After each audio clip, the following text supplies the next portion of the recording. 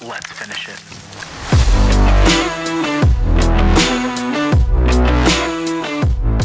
What is up, everybody? Welcome back to another edition of The Closing Pitch. My name is Spiker Helms, and this show is about people, culture, and how to create a winning lifestyle. Across from me is Dave. We just got back from Arizona. National team was on point. We actually expanded the national program to 4 teams this go-around. So last year, we only had 1, and then in October, we had 1, and then we just catapulted into 4 teams. But it was a fun weekend. A lot of cool experiences. First time for many going to Arizona. Mm-hmm. I was at the Florida event last year, so I could kind of get an understanding of how the players felt in Florida. But it was kind of a neat experience seeing those players in Arizona and competing at the spring training complex that we are at. That grass is completely different. It was so nice. I think I told you that I could just go take a nap right now on it because it was so cushiony. Just like not even a blade, because we played at the Dodgers and White Sox spring training complex, and not even a blade of grass was out of sorts. Like it was beautiful. And it was a good learning moment too, because we got to teach the players how to actually play on a pro field. And a lot of players didn't realize, like, oh, I can't step on the grass. Oh, I can't swing on the grass. And they didn't understand it, and they were getting kind of like frustrated with it. Yeah, because like one of our players, we were kind of doing like a little like hitting some wiffle balls in the outfield, and they kind of threw their bat and like dented the grass. So I was like, "What are you doing? You can't do that, man. Look how beautiful this is. You haven't any idea how much time and effort it is to get this field looking that good." We should have a full 101 course on grass and how it actually survives through a full season. And we'd have 2 listeners for that podcast. Yes. But I'm saying just for players' standpoint, because you don't learn that. And I think that like the younger players tear up the field more than the pro guys, because the pro guys, they have that etiquette about them. They have that professional etiquette where like, oh, I'm not going to swing in the grass.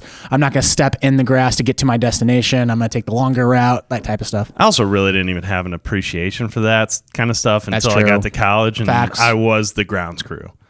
You know, when you're in junior college, or basically if you're anywhere but a big D1, you're the grounds crew as well. So you're prepping the field before games, after games. You're there an hour and a half before, 2 hours after. In junior college, you are a student, you're an athlete, you're the grounds crew, you are the lunch makers. Yeah. You do everything. Everything. So like I loved I did the mound work. I loved the mound work. So I had an appreciation for that. And we had guys who did the edging and everything else like that. So they took care of the lips and everything. So you just really don't have an appreciation. Instead of talking about fields, Dave had a really good point yesterday when we were texting back and forth, and he wanted to talk about experiences. And I sent out a tweet right after the national team, where I had experiences are greater than staying home.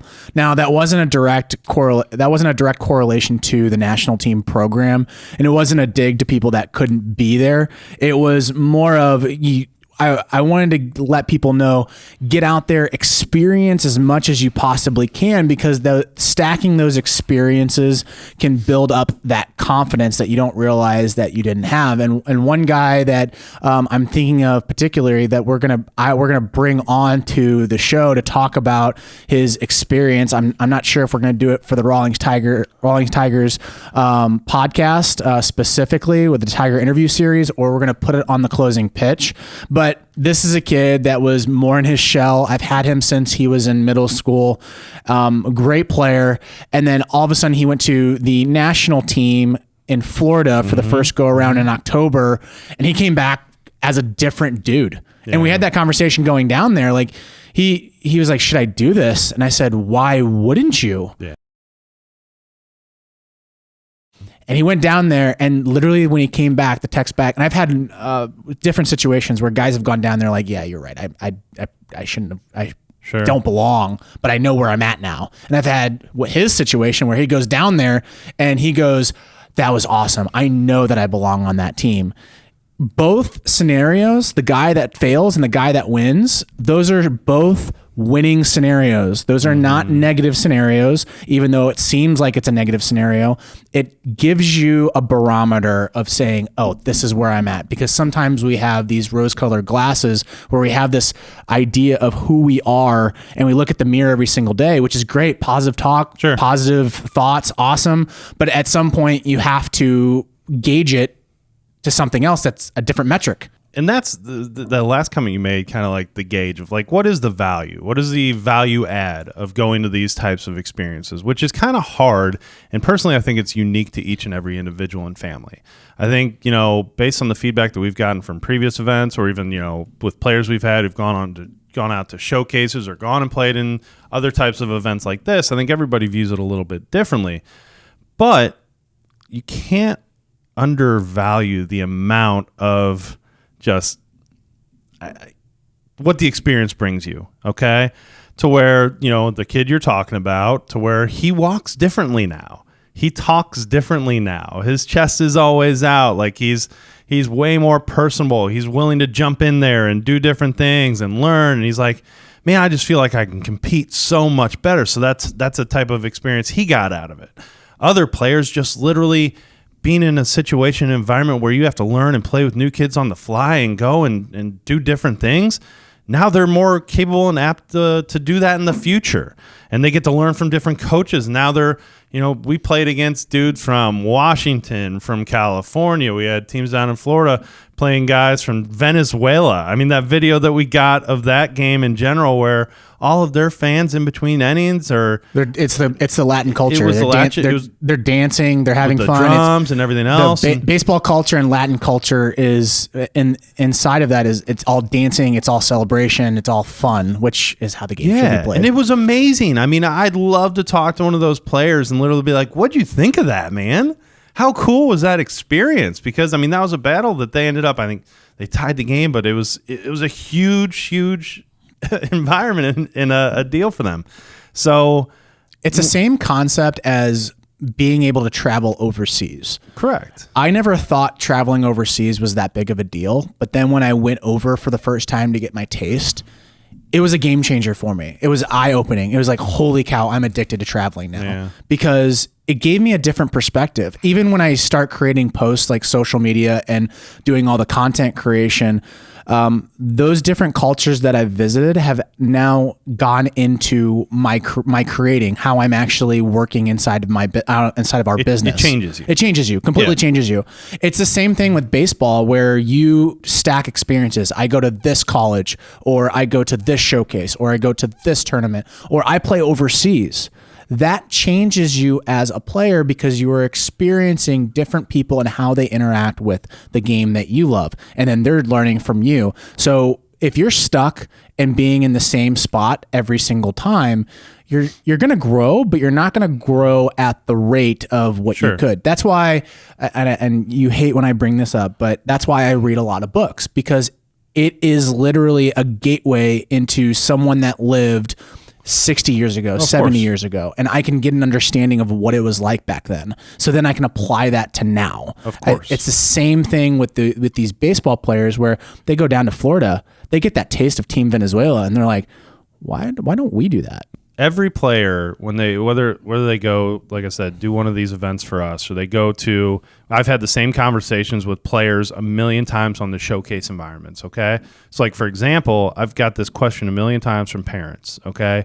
They're in 8th grade, freshman year. Clearly their son is not at a recruitable stage in his life yet, okay? But they ask, well, should I go do a showcase or a college camp? My answer would be, sure, do one. Pick one. Doesn't matter if it's a college camp or a showcase.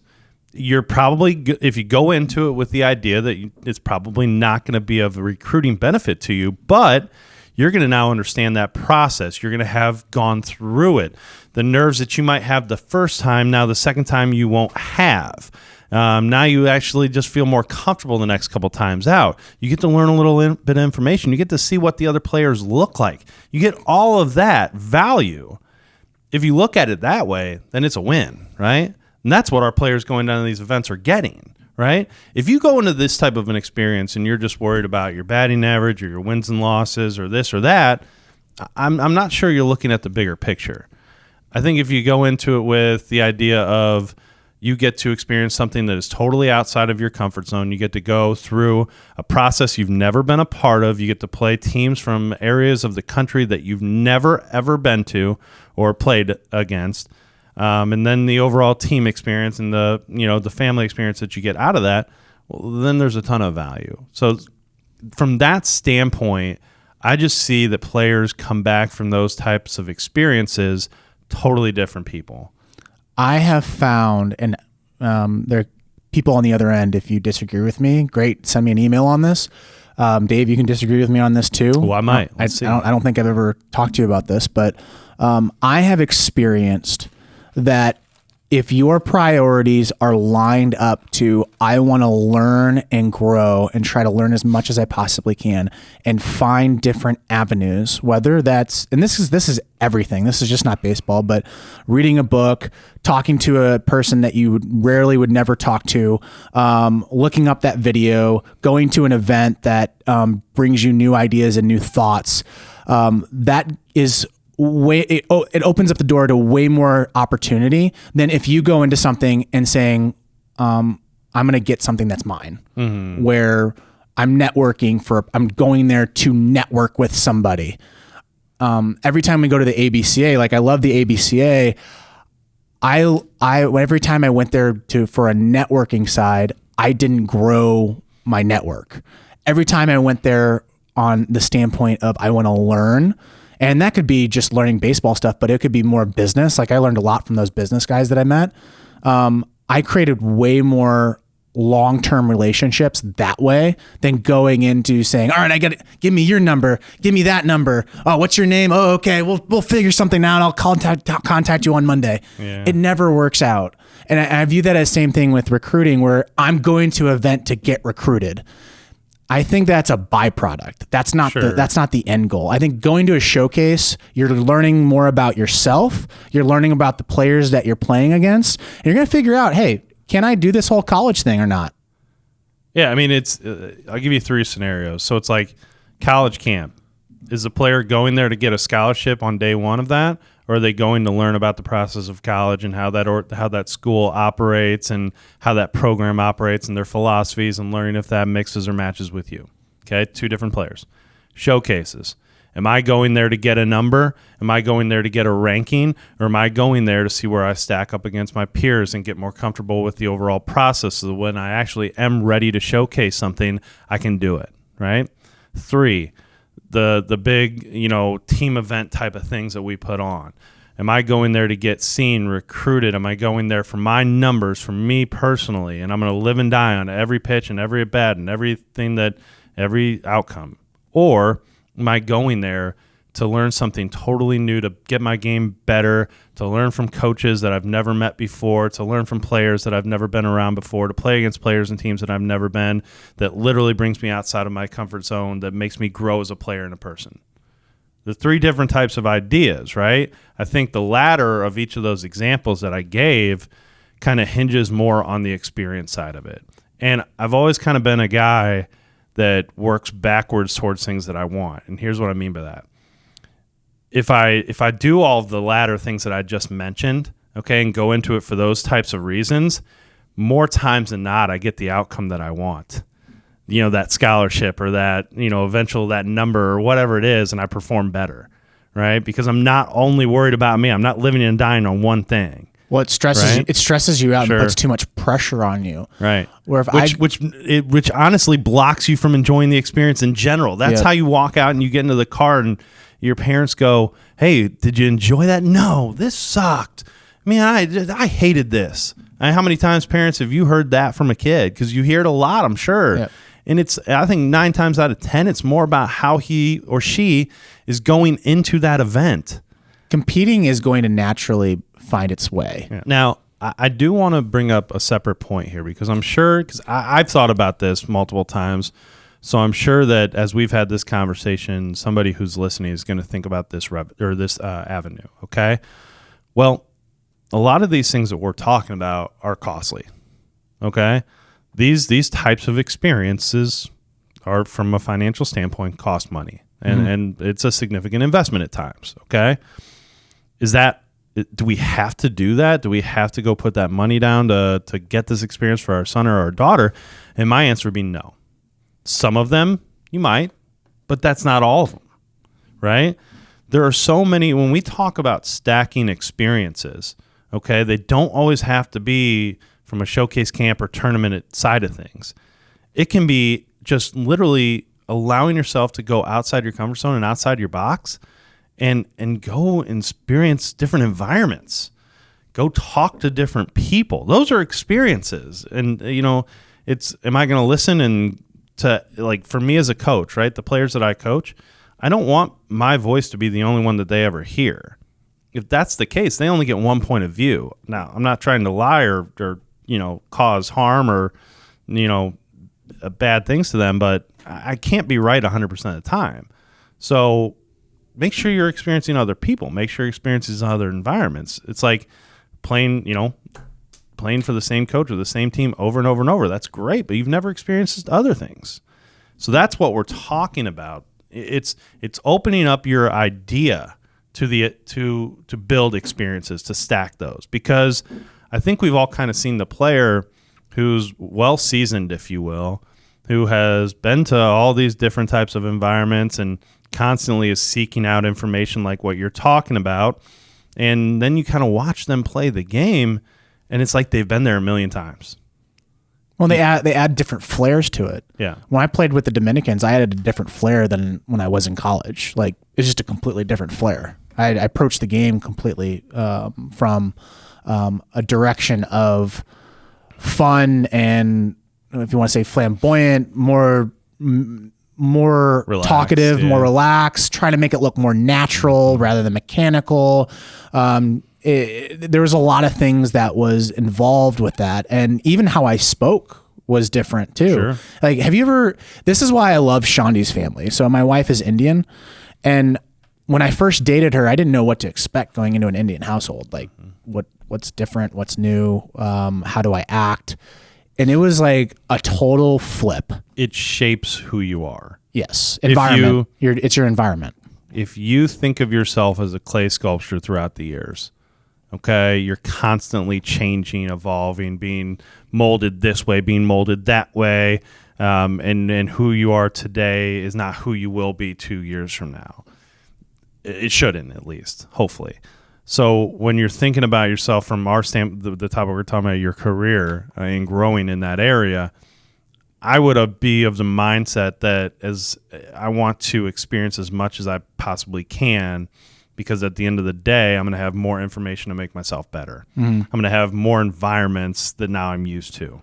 I'm going to have more, I'm going to hear more things, and I'm going to be able to now drown out the noise of the stuff that I know doesn't work for me and go all in on the stuff that does, because I'm going to have that information, that time spent learning those things. If you don't do that, you never know. You have no idea. You might think you're at the pinnacle, but you might only be halfway, right? And the experiences in those shared times and the numerous things that you learn from those types of deals, that is what is going to ultimately get you further along. One of my favorite players, just the story of it, one of our guys was from a small town from Illinois. Mm-hmm. County was, 4,000 people in the county? I think it was 1,000. I think it's the smallest county in the state of Illinois, is what they said.